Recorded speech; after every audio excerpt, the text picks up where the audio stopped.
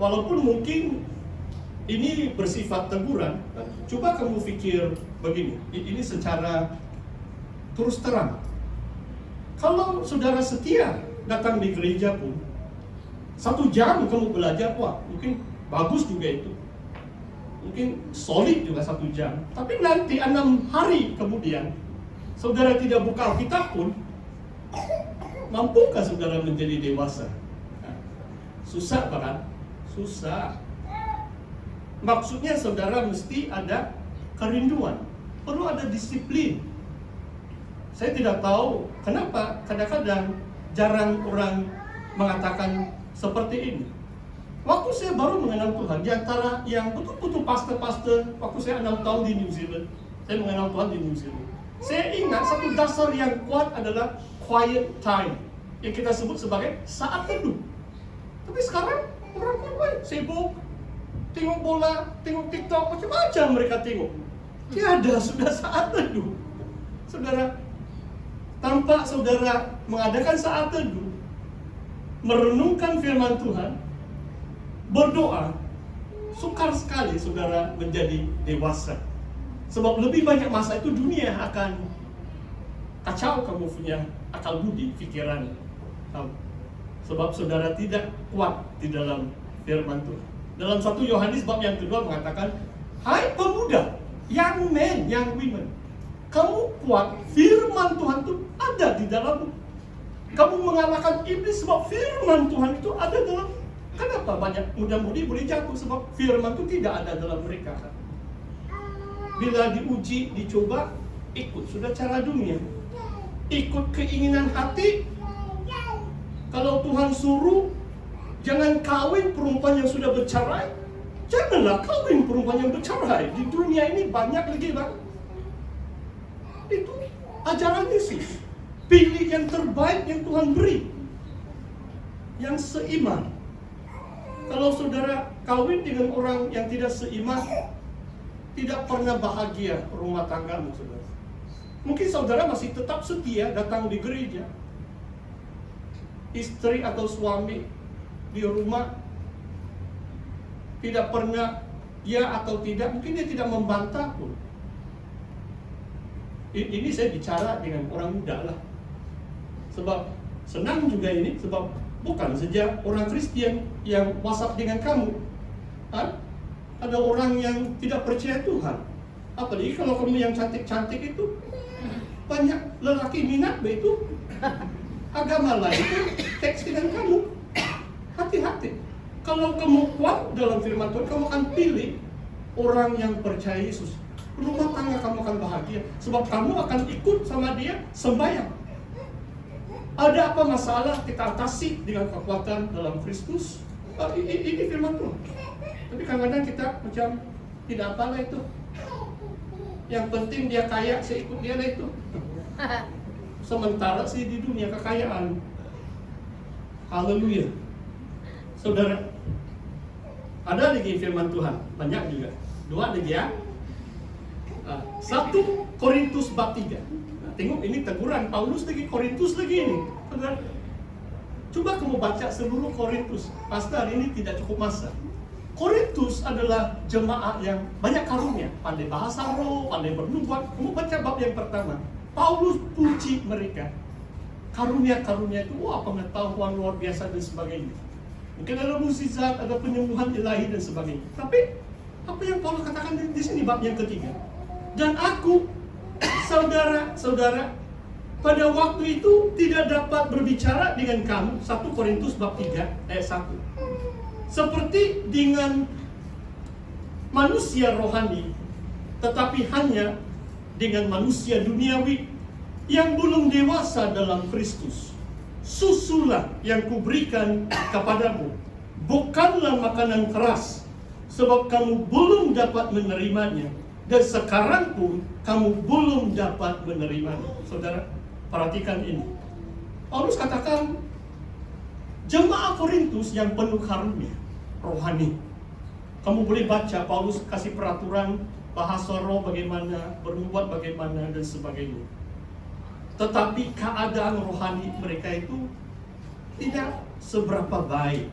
Mereka masih duniawi. Mereka masih berpuak-puak. Satu pihak kepada Apolos, satu berpihak kepada Petrus atau Kaifas, satu mungkin berpihak kepada Paulus.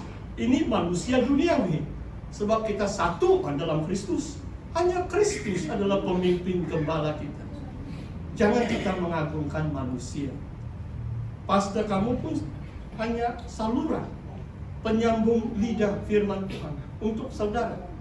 Tetapi hanya Tuhan Yesus adalah ketua, pemimpin gembala kita. Kita tidak perlu pro orang ini, anti orang ini, pro itu, anti itu. Tidak. Itu adalah manusia duniawi. Di sini Paulus katakan, kamu manusia duniawi belum dapat makan makanan yang keras. Saudara, saya mendorong saudara.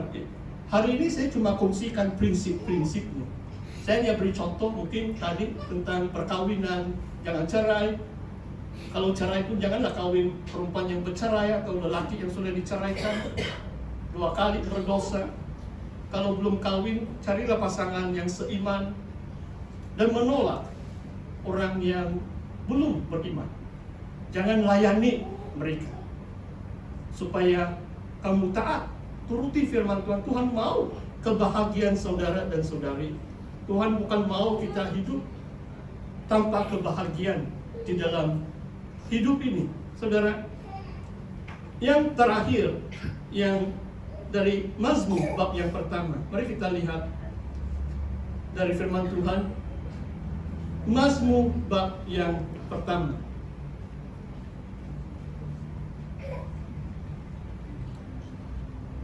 Terima kasih juga, saya rasa walaupun belum sampai 2 bulan saya berada di sini, macam lama sudah.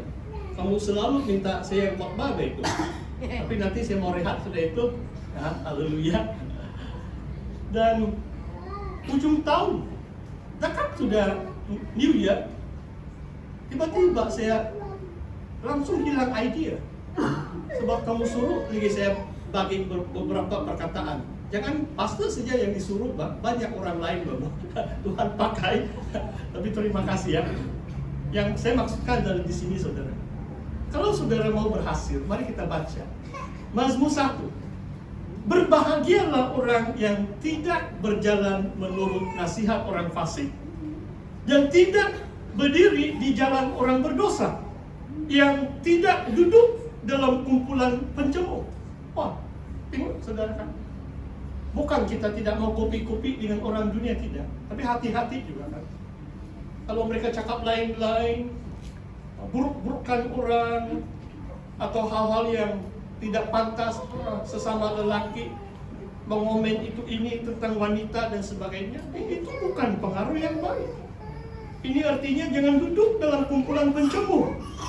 Tetapi kesukaannya ayat 2, Mazmur 1, saudara. Jalan adalah Taurat Tuhan, firman Tuhan. Dia merenungkan Taurat itu siang dan malam. Ia seperti pohon yang ditanam di tepi aliran air. Bagaimana mikrofon saya? Terlupakkah suara saya? Oh, tidak kan? Oke, ya. Minta maaf dengan baby. So, mungkin suara pasti yang kuat baby. Tidak apa. Kamu menangis tidak apa. Ada amin itu. Haleluya. Begini. Ia seperti pohon yang ditanam di tepi aliran air, yang menghasilkan buahnya pada musimnya, yang tidak layu daunnya, apa saja yang diperbuatnya berhasil. Waktu kamu minta saya katakan sesuatu menjelang New Year, perkataan yang keluar dari bibir saya adalah keberhasilan. Tiada orang tidak rindukan keberhasilan dalam hidup saudara. Betul atau tidak kan? Kalau yang makan gaji, kamu harap tahun ini naik gaji lah itu. Orang pun naik bahkan. Kalau tidak naik gaji bagaimana? Kalau kamu mau berhasil, mau merancang untuk usia tuamu, menabunglah. Kan? Faedah ESP pun naik, faedah KWSP pun naik, janganlah buat belanja. Kasihlah menabung KWSP. Mungkin tahun ini belum, kan istihar. Di Jakarta mau dekat 6%. ESP pun 5.75%. Maksudnya segala sesuatu ada tempatnya. Ini keberhasilan kita. Kalau anak-anak kita sekolah, kita mau mereka cermelang secara akademik. So reality dalam dunia ini penuh persaingan. Nah, orang yang lebih pintar itu, yang tahu bahasa Inggris, mereka dapat peluang yang lebih baik. Nah, kalau anak-anak kamu masih dan sekolah rendah, tidak ada alasan mereka tidak dapat menguasai bahasa Inggris. Ajarlah anak-anak kamu bahasa Inggris. Saya bukan menegur kamu yang tua-tua, sebab hari itu saya pergi di Kiningau beberapa tahun yang lalu. Saya kena marah di sana tahu. Tapi saya tidak mau sebut itu gereja. Gereja SIB itu banyak dari Kiningau. Ini 4-5 tahun yang lalu. Pastor Tony, 30 tahun saya kenal kamu, belum nih kamu pandai dusun. Sebab 30 tahun bahasa saya khotbah di kalangan majority yang suku dusun, murid budaya. Dan saya tahu saya tidak karunia bahasa itu. Tapi untuk anak-anak kecil senang, sebab otak kamu masih cergas, is still what we call malleable, maksudnya senang dibentuk, senang menangkap bahasa dari kecil. Kecil ini, 2-3 tahun kamu baca. Bagi mereka itu buku cerita bahasa Inggris. Banyak itu kartun Alkitab dalam Inggris itu. Kasih biasa mereka. Kalau kamu broken English pun tidak apa, speaking saja sama anak-anak kamu lah. Dorong mereka. Saudara, sebab janganlah sampai pastor kamu 80 tahun tiada lagi anak-anak yang berani berbahasa Inggris. Haleluya. Saudara, di sini mengatakan orang yang merenungkan firman Tuhan dia berhasil. Ini cara kaidah Tuhan. Orang dunia memang ada yang kaya raya kan, mereka tidak kenal Tuhan pun. Kalau kita mau berhasil secara duniawi pun banyak cara kan. Turun ke bawah lah, belilah itu tiket ekor itu. Harap dapatlah itu 10.000. Cepat kaya juga itu, tapi itu bukan cara Tuhan. Cara Tuhan adalah kita renungkan, kita berpaut dengan Tuhan kita. Kita setia kepada Tuhan kita, Tuhan yang memberkati kita. Hidup kita akan berhasil selagi kita berpegang kepada perintah-perintahnya, kepada firman-Nya. Alkitab ini kita renungkan, kita belajar. Bukan hanya hari Minggu dengar khotbah, itu sangat baik, tetapi hargailah firman Tuhan supaya sesuai dengan firman Tuhan, daun kita tidak akan layu, kita akan menghasilkan buah pada musimnya. Apa yang kita perbuat akan berhasil.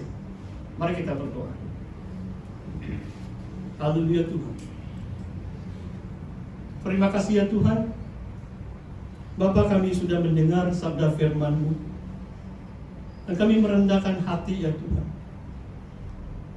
Bahwa kalau kami belum lagi tahu banyak perkara, Engkau-lah yang mengajar kami ya Tuhan. Kami mau menjadi dewasa dalam Kristus. Kami mau jadi manusia rohani, bukan manusia duniawi. Kami mau sungguh-sungguh mendalami firman-Mu. Tuhan, Kau sudah menunjukkan kepada kami jalan keberhasilan. Dengan merenungkan Taurat Tuhan siang dan malam, Engkau janjikan keberhasilan dalam hidup kami. Kami percaya dan mengimani itu. Engkaulah Tuhan kami. Kami mau berpaut, melekat dengan Engkau ya Tuhan. Dan Kau curahkan roh-Mu, curahkan kasih-Mu dalam hati kami, supaya kami tidak lagi ragu-ragu, melainkan sungguh-sungguh mengimani Engkau dan mencari Engkau dengan sungguh-sungguh. Dan Tuhan akan memberi upah kepada mereka yang mencari Dia dengan sungguh-sungguh. Inilah doa kami ya Bapa. Di dalam nama Tuhan Yesus Kristus kami mengucap syukur dan berdoa. Amin. Macam saya dulu menyanyi lagi ya, boleh kayak itu? Ya, kita nyanyi sebuah lagu ya, Critical Sound. Yang tadi itu lagu Pekerja.